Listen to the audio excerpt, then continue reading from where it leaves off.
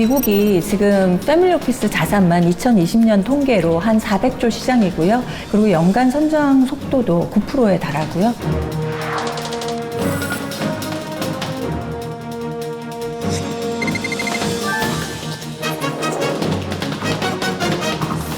After a certain amount of wealth, you feel the need to structure and professionalize the way you manage it.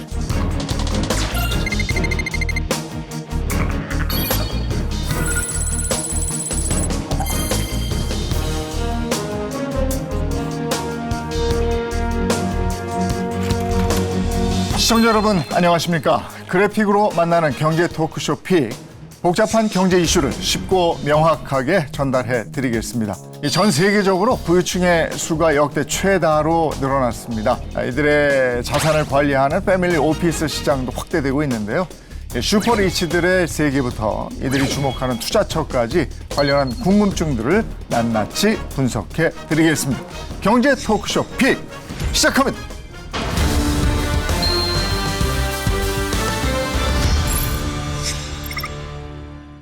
오늘 함께해 주실 분들 소개해드리겠습니다. 삼성증권 S&I 패밀리 오피스 센터 1지점의 이성주 지점장 함께하겠습니다. 어서 오십시오. 안녕하십니까. 네, 법무법인 율촌의 안수정 변호사입니다. 어서 오세요. 네, 그리고 이슈를 보다 쉽게 전해줄 박수호 기자도 함께하겠습니다. 어서 오십시오. 네, 안녕하세요. 네, 먼저 국내 10억 원이 넘는 자산가가 늘고 있다. 이게 어느 정도입니까? 일단 여러 업체들의 통계는 좀 다르긴 합니다만 그 KB경영연구소에 따르면 2022년 기준으로 한 41만 명인데 작년에 45만 명 이렇게 늘어났습니다. 그러니까 45만 명으로 늘어났다는 거는 그만큼 부자의 숫자는 많이 늘었다. 이렇게 네. 할 수 있겠습니다. 네. 슈퍼리치의 기준이 따로 있습니까? 사실 슈퍼리치에 대한 통일된 기준은 없습니다. 네. 다만 이제 글로벌에서는 UBS에서는 3천만 달러 자산을 보유한 개인을 울트라 하이넷 웰스 인베스터, 즉 슈퍼리치로 정의하고 있습니다. 삼성증권의 경우 1,000억 이상 고객을 기준으로 하고 패밀리 오피스 고객의 평균 자산은 대략 3천억 수준입니다. KB경영연구소에서는 금융자산 300억 이상 보유한 개인을 초고액 자산가, 그리고 하나금융연구소에서는 총자산 300억 이상 또는 금융자산 100억 이상을 보유한 개인을 슈퍼리치로 구분하고 있습니다. KB경영연구소에 따르면 금융자산을 300억 이상 보유한 한국의 슈퍼리치는 2023년 기준 약 9천 명 수준이라고 알려져 있습니다. 예전에는 백만장자 이랬는데 이제 백만장자는 탁도 없군요. 슈퍼리치 지금 말씀하시는 거 보니까 어마어마합니다. 그 고액 자산이 늘어나면서 이들을 관리하는 패밀리 오피스 시장이 커지고 있다. 규모가 이게 어느 정도예요? 그 패밀리 오피스라고 하면 종합 자산 관리, 그러니까 부자들의 종합 자산 관리를 대대손손 해준다는 의미거든요. 근데 이 대대손손하는 게 국내 시장에서는 한 100조 원 가까이 넘어섰다 이런 이야기를 하고 있고요. 5개 증권사가 이제 패밀리 오피스라는 거를 아예 그 어떤 부서를 만들었어요. 부서의 그 자산을 합산하니까 올해 104조 원을 넘어섰다. 막 이런 이야기 하고 있으니까 야, 돈 많은 사람이 이렇게 많구나. 그러니까요. 네, 그게 또 가문으로도 이렇게 하는데 우리 삼성증권에서도 보면 이제는 저희한테 이제 보도자를 보낼 때 몇 가문에 얼마 이렇게 보내요. 록펠러 재단 기억나시죠? 네. 록펠러 재단처럼 우리나라에도 이제 그런 안씨 이씨 이런 식으로 나오지 않을까 이런 생각도 듭니다. 지금 잠깐 얘기를 나눴는데 네. 제 고정관념 2개가 깨집니다. 네네네. 일단 부자는 백만장자 이거 아니고요. 예, 일단 네? 100만은 이건 이제 이제 택도 없고요. 1년 정도에 쓸 수 있는 돈 아닐까? 부자가 3대를 못 간다. 네. 이거 이제 아니죠. 망해도 3대는 간다. 쭉 간다. 네네. 패밀리 오피스가 주목받고 있는 이유 네. 어떻게 보십니까, 변호사님? 투자자로서의 패밀리 오피스는 기존의 전통적인 금융기관 투자자나 아니면 펀드들과는 달리 아주 소신 있고 자신만의 개성이나 가풍을 살린 투자가 가능하기 때문에 소셜 임팩트가 있는 그런 투자, 그다음에 혁신 기술, 그러니까 disruptive technology라고 하는데 그런 분야에서 아주 주목을 받고 있습니다. 그래서 또 한 가지 또 빼놓을 수 없는 이유가 있는데요. 패밀리 오피스를 서비스하는 산업. 그래서 시장 조사에 따르면은 이러한 서비스 마켓의 규모가 매년 7.5%씩 성장해서 10년 뒤인 2032년에는 2배 규모인 70조 원에 달할 것이라고 예상되고 있습니다. 네. 오늘 숫자가 상당히 크기 때문에 집중을 좀 더 하셔야 될 것 같습니다. 패밀리 오피스의 주요 고객 아무래도 슈퍼리치들일 텐데 주로 이분들이 하는 일은 뭡니까? 직업 같은 거요. 우선 이제 저희 삼성증권의 패밀리 오피스 고객분들을 저희가 분석을 해보면 크게 이제 기업 오너나 전문직과 같은 전통 부유층 비율이 대략 한 50% 정도 됩니다. 그리고 소유 기업의 지분을 매각한 엑시드 오너 비중이 한 30%, 그리고 유니콘 기업 파운더와 같은 신흥 부유층 비중이 대략 한 20%를 차지하고 있습니다. 하나금융연구소의 2023 대한민국 웰스 리포트를 보면 슈퍼리치의 직업으로는 기업 경영자가 29%로 가장 높고요. 다음으로 이제 의료계, 법조계 등이 대략 20%를 차지하고 있는 걸로 나오고 있습니다. 법조계는 여기서 안수정 변호사가 계신데 이 포함이 됩니까? 패밀리 오피스에 등록이 돼 있습니까? 노 코멘트 하겠습니다. 지금 지점장님이 신흥 부유층 말씀을 해주셨는데 신흥 부유층 구체적으로 어떤 특징이 있습니까? 제가 최근에 만나본 많은 PB 센터에서 만나본 분들에 따르면 안녕하세요. 그럼 요즘 무슨 일 하세요? 그러면 뭐 실내 야구장 합니다. 뭐 무슨 일 하세요? 요새 실내 테니스장 뭐 하나 하고 있어요. 그래서 이런 분이 왜 이렇게 왔지? 그랬더니 코인으로 완전 대박 난 거예요. 코인으로 대박 나고 나서 그 명함을 내밀어야 되는데 뭐가 없으니까 대표 명함 하나라도 지금 파야 돼서 솔직히 그래서요. 4억 투자했어요. 그래서 이렇게 하고 본인은 이제 여기서 이제 그 고액 자산가 대접을 받더라고요. 그런 분들도 있고 2015년, 16년, 17년 이런 때는 화장품이 되게 붐이었어요. 그래서 그때는 이제 그 한 800억 이하로 해서 엑시트했던 그런 화장품 부자들이 많아요. 그래요? 네, 그래서 그분들이 이제 지금 나와서 이제 뭔가를 차리는데 대표적인 분들이 이제 AHC 뭐 이런 분들은 이제 3조에 팔았잖아요. 뭐 화장품. 그러고 나서 겸업금지 기간이 지났는데 이제 다시 화장품 사업을 시작했는데 또 잘 되고. 뭐 이런 이제 2016년 이후에는 이제 화장품 부자들이 좀 많이 커졌고요. 그리고 최근에는 미디어 커머스. 그러니까 그 이제 우리가 영상으로 SNS에서 영상으로 보고 나면 이렇게 이제 이거 사야지 하는 거 그런 거 있잖아요. 우리 뭐 대박으로 막 낚인 거 많잖아요. 네. 상당수가 한 뭐 1,000억 이하로 매각을 합니다. 그래서 그분들이 2021년을 맞았죠. 근데 2021년에 뭐가 왔죠? 코로나가 왔죠. 그러니까 갑자기 현금에 대한 가치가 너무 커진 거예요. 이분들이 그래서 거기서 가진 분들이 더 가진다고 그때 고금리가 있으니까 은행에만 넣어놔도 8, 9%. 뭐 거기에 뭐 채권 뭐 이런 거 다 포함해서 이렇게 글로벌하게 뭐 테슬라 이런 거 넣어놨는데 또 대박 나고 이런 식으로 해서 이 사람들이 순식간에 뭐 800억 엑시트 한 사람이 지금 2,000억 갖고 있고 뭐 이렇게 되거든요. 그러니까 다시 나타나서 또 자산가 센터나 이런 데서 또 좋은 자리에 앉아 계시더라고요. 이게 역시 방향과 타이밍을 잡은 네네네네. 거고 네네네. 그다음에 아주 멋진 투자처를 선점한 거고 네네. 이러네요. 근데 그분들이 또 쉬지 않는다. 근데 삼성증권이 관리하는 패밀리 오피스 규모가 어떻게 돼요? 7월 현재 102가문 31조 원의 패밀리 오피스 자산을 관리하고 있습니다. 2020년 6월에 저희 업계에서는 최초로 패밀리 오피스를 런칭한 이후에 4년 만에 100가문 30조 원을 돌파를 했고요. 특히 올해 이제 1월 제가 맡고 있는 SNI 패밀리 오피스 센터가 설립된 이래로 올해 상반기에만 20가문의 10조 원 이상이 유치되면서 최근 빠른 성장세를 보이고 있습니다. 또한 100억 원 이상을 맡겨주신 분이 대략 1,000명, 30억 이상을 맡겨주신 분이 대략 4,200명 정도로 업계에서는 최고 수준입니다. 패밀리 오피스로 고액 자산가들이 모이면서 이 자금력이 어마어마할 것 같은데 뭐 이점이 있겠죠? 이자 이익보다는 비이자 이익을 늘려야 이제 제대로 된 그런 이제 그 금융 산업을 한다라고 이야기를 하거든요. 금융지주 산하에는 이제 은행만 있는 게 아니라 은행, 증권, 뭐 보험 이런 것들이 통합적으로 다 있는데 이분들을 이제 하나로 다 이렇게 묶어서 이제 서비스를 해주는 WM 서비스, 그러니까 웰스 매니지먼트 서비스가 있는데 이 서비스에서 수수료 수익을 내야지 이게 진짜 이제 글로벌 금융 회사다 이렇게 보통 평가를 받고 있습니다. 근데 이런 평가를 받을 때 WM 그 수수료 수익이 예전에는 그러니까 2022년 기준으로 해서는 한 2,000억 원대 정도였는데 2023년이 되니까 한 3,500억 원대로 지금 성장하고 있어요. 그러니까 WM이 성장을 해야 결국 전체 금융 지주가 성장하는 그림을 그릴 수 있기 때문에 WM은 사실상 앞으로의 성장 동력이다. 금융산업에서. 투자 특징이 있습니까? 이분들의? 남들이 경험하지 못한 특별한 상품 같은 것들을 좀 선호합니다. 투자뿐만 아니라 가업 승계나 세무, 부동산, 뭐 사회공헌, 그다음 기업의 뭐 IPO, 자금 조달, M&A, 심지어는 인사나 조직 관리 같은 이런 다양한 니즈를 가지고 있습니다. 그래서 이러한 니즈를 장기적 관점에서 연속성 있는 컨설팅을 받기를 그분들은 좀 원하시는 편입니다. 뭐 인적 자본이나 사회적인 자본 뭐 이런 것들에 대한 관심인가요?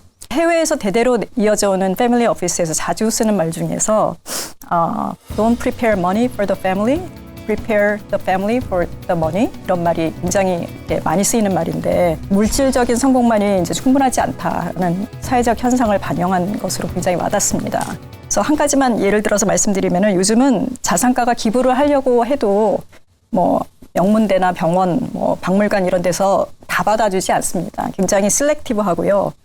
그리고 이제 이왕 기부를 할 거면은 사회에 임팩트가 있는 기부를 하는 것이 맞을 텐데 이렇게 적합한 기부처를 물색하고 조건을 그러니까 논의하고 그리고 합의가 된 조건을 갖다 잘 이행을 하고 있는지를 좀 관리하는 것들 이런 것도 전문가가 해야 될 영역이라고 부각이 되고 있습니다.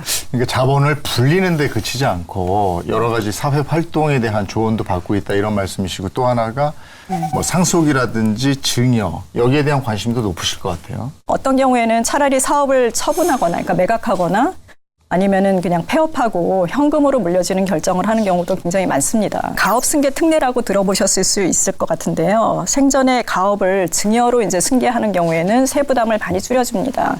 그래서 일반 증여세율이 50%인데 이 특례를 잘 활용하면은 맥시멈 세율이 20%라서 굉장히 이제 많은 혜택이 돌아오죠.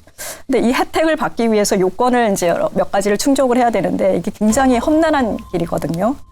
사회 변화를 유연하게 반영하지 않는 경직된 요건들이 많습니다. 그게 첫 번째 관문이고요. 증여받는 자산 중에 사업 무관 자산이 있으면 그 비율만큼은 일반 증여세율로 증여세를 내야 됩니다. 그다음에 마지막으로 이게 이제 증여하면은 증여 특례 받고 끝나는 게 아니고 상속 시점이 도래하면은 그때 또 상속 공제를 받아야지만 되거든요. 그래서 그 상속 공제를 받기 위해서 또 이제 이 험난한 관문을 통과해야 됩니다. 그래서 또 한 번의 시험대에 오르게 되고 그걸 통과하지 못하면 또 상속세 폭탄을 맞게 되거든요. 해외 사례 한번 보죠. 직접 취재를 하셨다니까.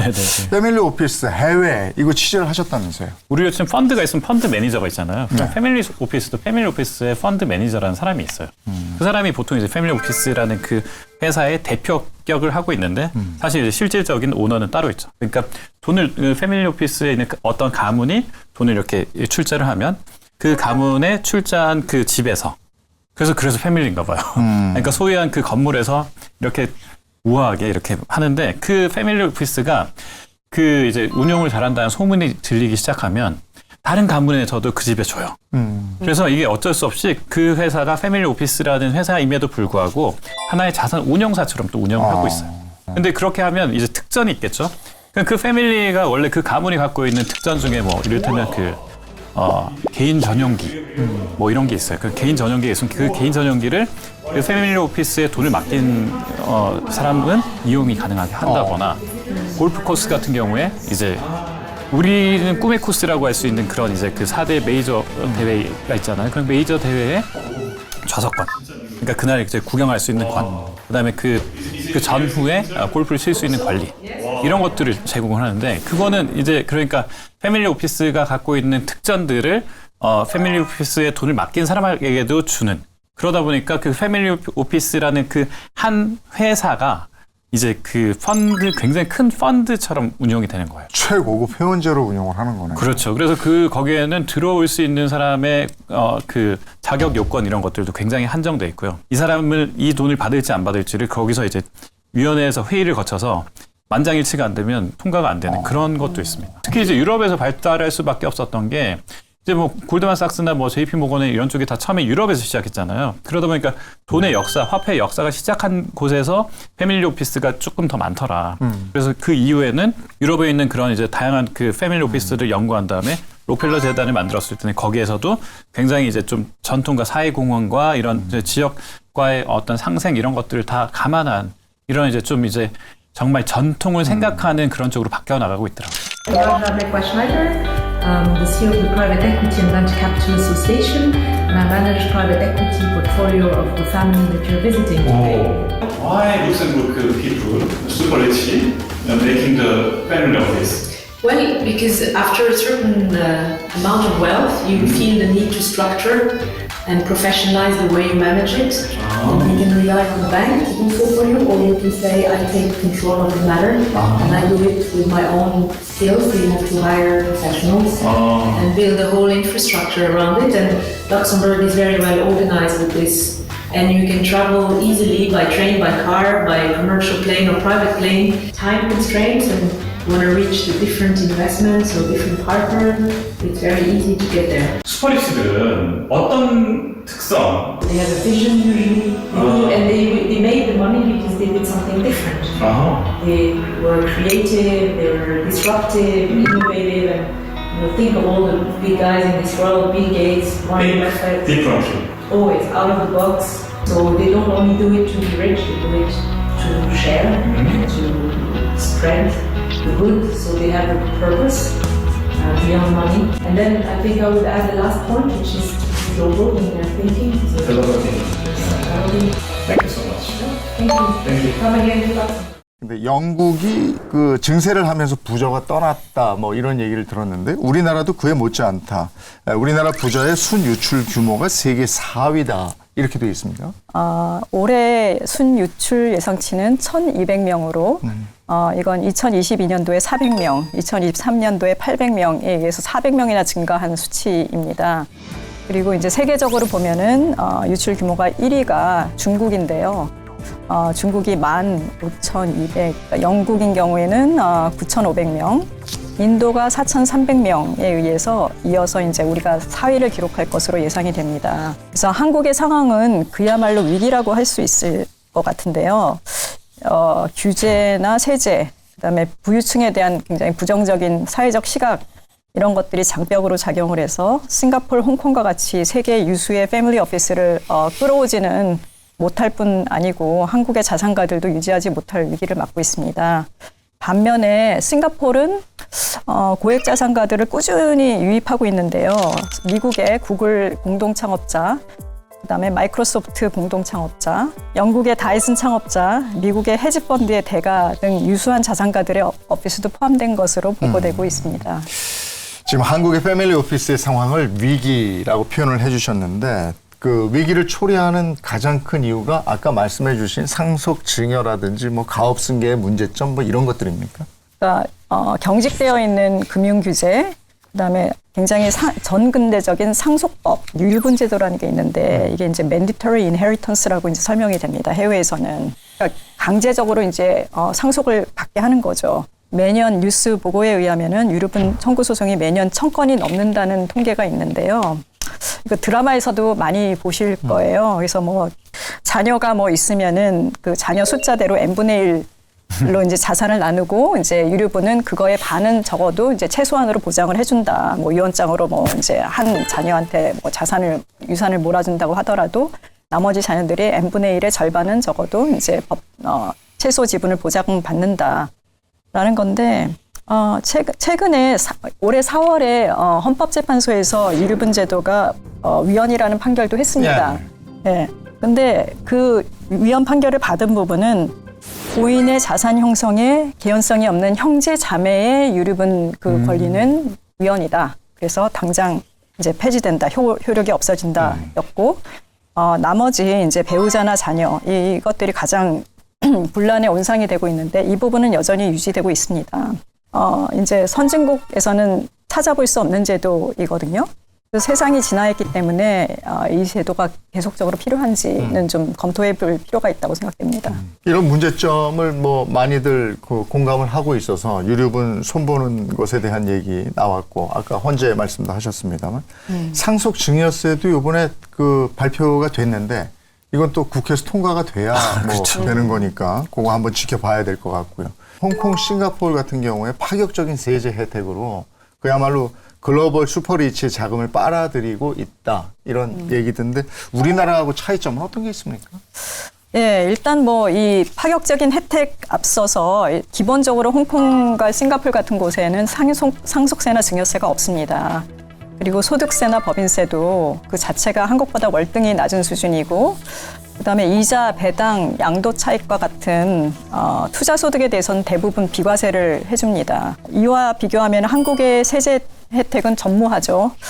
그다음에 패밀리 오피스에 대한 금융 인가 면제 등도 혜택이 없고요. 세법상 한국 거주자가 되면은 전 세계적인 모든 소득에 대해서 한국에서 소득세를 내야 됩니다. 그리고 증여세, 상속세도 마찬가지예요. 그러니까 거주자인 상태로 상속을 하거나, 그러니까 돌아가시거나, 아니면은 이제 증여를 받으면은 전 세계 자산에 대해서 상속 증여세를 내게 되어 있습니다. 그러니까 외국인들도 한국에 연고를 두게 되면은 자칫하면 거주자로 간주되어 가지고 전 세계적인 소득과 재산에 대해서 상속 증여세, 그다음에 소득세를 지게 되는 리스크가 생길 수도 있습니다.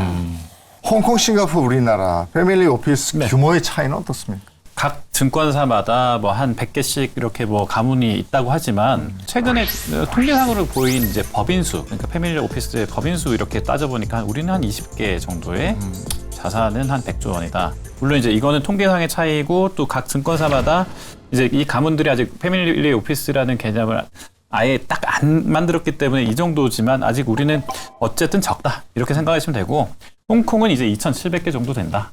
그리고 뭐 싱가포르는 한 1,400개 정도 된다. 이렇게 하는데 최근에 저는 좀 홍콩이나 싱가포르에 있는 패밀리 오피스에서 한국에 굉장히 지금 많이 들어오고 있습니다. 홍콩이나 싱가포르에서는 지금 이제 패밀리 오피스가 대형화 조짐을 보이고 있어요. 그래서 한국에가 이제 패밀리 오피스가 시작되는 때니까 자, 그러면 본사를 싱가포르로 만들어주세요. 대신 뭐 코리아로 저희가 해드릴게요. 이렇게 해서 코리아에서는 이제 지금 하고 있는 사업에 현재 그분이 갖고 있는 사업체 그 운영을 맡기는 쪽으로 만들고 실제로 이제 오너들은 그 싱가포르에 있는 본사에 본인의 명의 이런 것들을 옮겨 놓는 거죠. 그렇게 되면 이제 싱가포르인이면서 재외 국민으로 등록이 되는 거예요. 세금 혜택도 있는 거고. 그 세금 혜택은 아직 재외 국민까지는 세금을 재외 국민으로 해서 아예 그러면 그 사업체를 다 들고 나가야 되는데 이랬을 때 우리 변호사님하고도 뭐 많은 상담을 하셔야 되겠지만 그 현금 나갔을 때 또 신고하는 그런 것들이 조금 복잡합니다. 그렇긴 하지만 사업체로는 사업을 충분히 할 수 있기 때문에 그래서 일단 먼저 사업체로 먼저 나가고 아이를 그쪽으로 유학을 시킨 다음에 그 아이는 이제 그쪽 국적을 갖게 해서 나중에 상속받을 때 그렇게 받게 만드는. 홍콩하고 싱가포르 얘기 자꾸 나오는데 이게 홍콩하고 싱가포르이 정부 차원에서 패밀리 오피스에 공을 들이는 이유가 있습니까? 이런 하이네스워스 패밀리나 인디비주얼의 투자가 금융시장에 긍정적인 영향을 미치고 테크놀로지 스타트업 기업에 대한 투자 활성화나 그러니까 사업 전반에 미치는 상승 효과가 크기 때문이라고 보입니다. 그래서 패밀리 오피스 혜택을 받기 위한 요건 중에 하나가 싱가포르 현지 기업의 투자를 10% 이상, 그러니까 그 AUM의 10% 이상을 투자하는 요건이 있긴 하거든요. 그래서 굉장히 스마트한 그런 제도라고 생각이 들고요. 근데 그 얘기 뭐예요? 슈퍼리치에 대한 글로벌 부유세를 부과하겠다. 이건 뭐예요? G20 그 재무장관 정상회의를 할 때 이런 이야기 나온 거죠. 야, 글로벌한 그 슈퍼리치들이 이렇게 많은데 얘네들이 자꾸 이제 세금을 피해서 다른 나라로 지금 도망가니까 야, 차라리 우리 전 세계에 있는 그 국가들이 연합을 해가지고 그러면 이 슈퍼리치들한테 2%만 좀 때리자 세금을 이 이야기고요. 이게 이제 저크만이라는 이제 그 프랑스에 있는 경제학자가 이거 실제로 말이 된다. 글로벌 3,000명한테만 2%만 거두면 돈이 우리 돈으로 347조 7천억. 그러니까 2,500억 달러를 걷어들일 수 있다. 이게 이제 글로벌 최저세 이렇게 표현하는데 전 세계 각부 3,000명한테만 걷자. 이게 좀 괜찮은 거 아니야? 이렇게 생각할 수 있는데 이게 물론 이제 우리도 뭐 이렇게 하면 되게 고소하고 막 그럴 것 같잖아요. 근데 한편으로 이게 이제 그 우리가 나중에 또 슈퍼리치가 안 된다는 보장이 없잖아요. 그러니까 우리가요? 네, 그럴 수 있잖아요. 뭐 다들 집에 저는 아니고. 네, 일단 전용기 한 대씩 다 있잖아요. 그러니까 2028년에 우리도 이제 164만 명의 이제 뭐 일단 백만장자가 나타난다고 하는데 이게 뭐 이런 거예요. 강남에 있는 그 아파트 하나 사놨는데 이게 내가 살 때는 굉장히 적은 돈을 샀지만 이게 지금 나라가 부강해지면서 갑자기 30억 이상 뭐 다 자산을 갖고 있는 사람이 되고 뭐 이런 식으로 그러니까 나라가 잘 살고 이제 글로벌하게 경제가 어쨌든 발전을 하게 되면 부자는 어차피 생길 수밖에 없는데 이 부자들이 이렇게 생겼을 때 어쨌든 누군가는 이거를 좀 부의 분배, 이동 이런 것들을 생각하고 사회적 시스템을 생각하는 것까지는 맞습니다만 이걸 너무 이제 부자 위주로 막 이렇게 하면 그러니까 다른 데로 옮겨 다니니까 부자들이. 네네. 그러니까 여기서는 아예 그냥 글로벌 부유세 공평하게 하자. 어디 가든지 간에 네네. 이걸 매긴다는 거잖아요. 네네. 그렇게 공평하게 한번 2%? 하자. 근데 그렇게 공평하게 하자고 하는데 이게 과연 되겠습니까? 글쎄 그리고 각 나라에서는 또 세금을 내야 되는 거고 네. 글로벌 부유세가 따로 있다는 네네네. 거잖아요. 스페인이나 프랑스는 이런 것들을 찬성하고 있지만 한국, 미국 이런 쪽은 반대하고 있는 거죠. 그렇죠. 좀 상당히 파격적인 건데 이게 지금 이미 그 법인세 분야에서는 지금 도입이 된 제도입니다. 그러니까 글로벌 최저한세 각국의 법인들이 뭐 이제 요즘은 IT 뭐 이런 거니까 그 사업장 없이도 여러 나라에서 사업을 하고 돈을 많이 벌 수가 있는데 세금을 제대로 안 내고 있다. OECD를 중심으로 이런 법인세를 갖다가 도입을 했고, 뭐 10년 전에는 다들 고개를 갸우뚱했습니다. 약간 이런 상황이었거든요. 세계적으로 뭐 이렇게 각 국가가 자치권이 있는데 도대체 국제기구가 뭘 하겠다는 건지. 근데 2021년에 갑자기 파격적으로 140개국들이 합의를 했습니다. 예, 해가지고서는 이걸 도입하자. 이미 한국부터 시작해가지고 다 올해부터는 이게 이제 그 이행이 되고 있거든요. 그래서 이것도 지금 저도 약간 굉장히 이상적이고 너무 유토피아 공상과학 영화 보는 것 같은 그런 느낌이 아직은 없지 않아 있는데 약간 좀 이렇게 지켜보자라는 추세고요. 그러니까 누가 걷어서 누가 쓰겠다는 건지, 그러니까 이 부자들한테 걷어서 어느 국가에서 쓰겠다는 건지, 뭐 OECD가 쓰겠다는 유엔에서 건지. 쓰나? 그러니까 부자들한테 걷어가지고 가난한 사람들한테 나눠주겠다. 근데 가난한 사람들은 다른 나라에 있을 수도 있고. 세계은행 같은 데서 쓰나요? 하여간 뭐 그런 좀 거고. 약간, 그러면 네, 직접적으로 관리하고 계시잖아요. 네. 패밀리 오피스를. 네네. 그분들의 가장 큰 고민은 뭡니까? 이런 세금이나 이런 것들입니까? 과거에는 뭐 예를 들면 세금을 좀 적게 내는 쪽에 대한 네. 고민만 하셨다면 지금은 사실 굉장히 그렇게 복합적인 고민들을 굉장히 많이 하세요. 이 세금을 포함해서 아까 우리 기자님 말씀하셨던 것처럼 가업 승계는 뭐 거의 대부분의 슈퍼리치 분들께서 하시는 고민일 거고, 그 다음에 그 뒤로 이제 아까 말씀하신 3대, 4대, 5대까지 내려갈 수 있는 것까지 조금은 더 광범위하고 넓은 고민들을 계속 하고 계신다고 보시면 될 것 같습니다. 저희가 패밀리 오피스를 론칭한 지는 지금 2년 반 정도 됐는데 처음 1년보다 최근에 1년이 훨씬 증가 속도가 빠릅니다.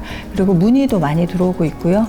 저희 나라의 특징은 M&A 시장이 지금부터 태동이 되고 있습니다. M&A 시장이 태동된다는 거는 자기가 20년, 30년 비즈니스를 해왔던 거를 현금화를 한 번에 할 수 있는 시장이거든요. 그러면 이제 회사를 매각함으로써 거액의 자산이 생긴 분들이 당장 회사를 매수하시는 일은 별로 없습니다. 일단은 자금 운용을 몇 년 해보시면서 그러는 와중에 새로운 사업처가 생기시면 다시 매수를 하셔서 회사를 영위하실 수도 있고, 아니면 그 자금을 쭉 이어가면서 자기 가업으로, 자산 운용을 가업으로 가져가는 경우도 최근에는 굉장히 많습니다. 그 다음에 이제 자제분들의 트렌드랑도 상관이 있습니다. 자제분들이 제조업을 받아서 오너로 경영자가 되기를 원하는 것보다는 대부분 미국에서 MBA를 공부하고 오셔서 자본시장에 관심이 많아서 운용사를 영위하고 싶은 가업으로 금융업을 하고 싶은 니즈가 훨씬 많아졌습니다. 그래야 또 본인이 두각을 나타낼 수가 있기 때문에,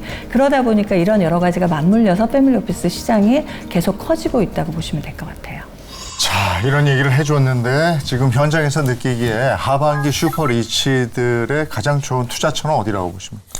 일단 지난달 저희가 삼성증권 고객 30억 이상 고객 223명을 대상으로 진행한 설문들을 보면은 자산가들은 보통 국내 장기채와 선진국 장기채 투자를 선호한다는 결과가 나왔습니다. 채권이네요. 예.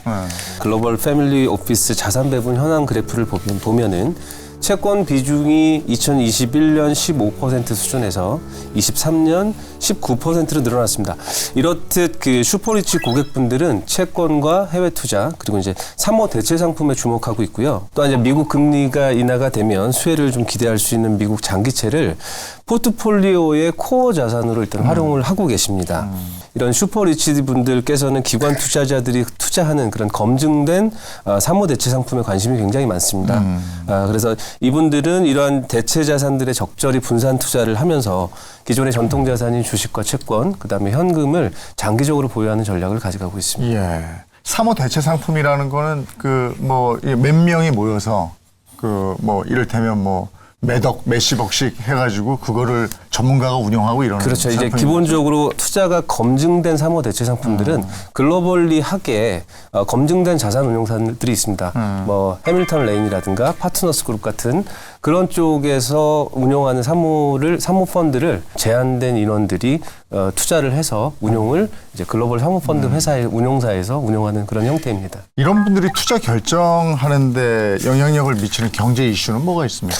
미국 대선과 같은 이런 지정학적 이슈하고 그다음에 이제 금리나 시기 여기에 대해서 관심이 굉장히 많고요. 뭐 미국 대통령이 누가 되는지에 따라서 사실은 이제 자산군별로 희비가 나타나게 되어 있고 그리고 금리 관련해서는 현재로서는 이제 미국 같은 경우는 9월 한국 같은 경우는 10월에 금리 인하가 되지 않겠느냐라는 시장의 이제 컨센서스가 형성되어 있는 상태입니다. 아직 요걸 잘 모르겠어요. 패밀리 오피스로 여기 지금 저 지점장님하고 거래를 하려면 나는 얼마 있어야 되는 거예요? 가입에 대한 조건은 일단 뭐 저희도 이제 글로벌 기준이 사실 한 1억 불 정도 되고요. 1억 불. 예. 1억 불이면 얼마인 거예요? 1,400억 정도 되고요. 1,400억. 네. 저희도 사실 그 기준에 준해서 패밀리 오피스 근데 이제 앞서 우리 기자님께서 말씀하셨던 건 선진국의 패밀리 오피스 가입에 대한 조건 중에 단순 자산만 사실 충족을 한다고 해서 패밀리 오피스 가입이 되지는 않거든요. 그러니까 사회적인 평판들도 저희들도 내부 위원회에서 악덕 기업이면 안 쳐주는구나. 그렇죠. 네, 그렇죠. 예. 그래서 저희도 내부에서 커뮤니티 위원회가 있습니다. 그래서 위원회에서 사회적 평판 등을 고려해서 패밀리 오피스 가입을 진행하고 있는 중. 1,400억. 근데 이 가문이 지금 몇 가문이라고 그러셨죠? 저희가 지금 102가문에 102가문. 대략 한 30조가 좀 넘는 32조 정도 되고 있습니다. 자, 그렇다면 국내 패밀리 오피스 지향해야 될 네. 방향은 뭐가 있습니까? 아직 초기 단계라 국내에서는 특정한 그런 기준이 다양하게 좀 번져 있긴 하지만 글로벌 금융사들이 보통 말씀드렸던 것처럼 1억 달러를 기준으로 서비스를 제공하고 있고 삼성증권도 그 수준으로 제공을 하고 있습니다. 저희가 모셔본 100가문의 패밀리 오피스 고객분들은 각기 다른 니즈들을 좀 가지고 있습니다. 그래서 이런 분들을 어떻게 만족시켜드리고 잘 관리해드릴 수 있는지 이거에 대한 노하우는 그렇게 쉽게 만들어지지 않습니다. 장기적 관점에서 좀 접근할 필요가 있다고 생각하고요. 또한 슈퍼리치 분들이 국경에 제한 없이 어느 국가에서 가문을 자산 관리를 하는지가 좋은지에 대해서 늘 고민을 좀 하고 계십니다. 그래서 이러한 고민을 충족시켜드릴 수 있도록 각 그 글로벌 수준의 역량을 높이는 것도 저는 중요하다고 생각합니다. 그 사회적 시각이 한국에서는 굉장히 부에 대한 부정적인 시각을 가지고 있는데요. 이제 한국은 경제적으로 선진국이고 사회 부유층이 대거 이제 해외로 이탈할 수 있는 그런 위기 상황인데 이런 것들을 조금 더 이제 현실적으로 프래그매틱한 시각으로 좀 이렇게 자리를 잡았으면 좋겠습니다. 이런 그 자산가들이 경영하는 기업 그다음에 그들이 투자하는 그런 금융자산 같은 것들이 다 경제의 밑거름이 되는 것들이 아니겠습니까? 그래서 그런 것들에 대한 조금 현실적인 시각이 있었으면 좋겠고요. 뭐 해외 패밀리 오피스 이야기하면 맨날 디그니티 이야기 되게 많이 하거든요. 디그니티 하면 뭐 품격, 뭐 이런 격 이런 이야기를 많이 하는데 저는 패밀리 오피스 해외 패밀리 오피스 갈 때마다 느꼈던 점은 야 이거 나도 좀 들고 싶다. 나도 여기에 좀 동참하고 싶다. 이런 게 있는데 여기에서 항상 하는 이야기 중에 임팩트 투자. 그러니까 임팩트 투자라는 게 이제 사회의 문제를 해결하는 쪽으로 기업이 움직이는 거. 사회 문제를 해결하는 쪽에 초점을 맞추는 그런 투자. 이런 쪽부터 시작해서 뭐 사회 공헌과 뭐 로레알 같은 경우나 여성 과학자 들을 이렇게 저희 선정해서 매년 상을 주고 또 지원금을 주고 뭐 이렇게 하거든요. 무엇보다도 품격을 좀 많이 좀 갖춰야 된다. 네. 패밀리 오피스 시장이 형성되려면. 그러니까 오늘 저희가 슈퍼리치의 자산 관리 또 패밀리 오피스의 역할 그게 뭔지에 대해서 알아본 이유가 단순히 이분들이 개인의 부를 넘어서 우리 경제에 또는 글로벌 경제에 아주 엄청난 영향을 미치기 때문에 그 흐름을 한번 짚어보자 이런 쯤으로 이해를 해 주셨으면 좋겠습니다. 경제 토크쇼 픽 오늘 여기서 인사드리겠습니다. 고맙습니다.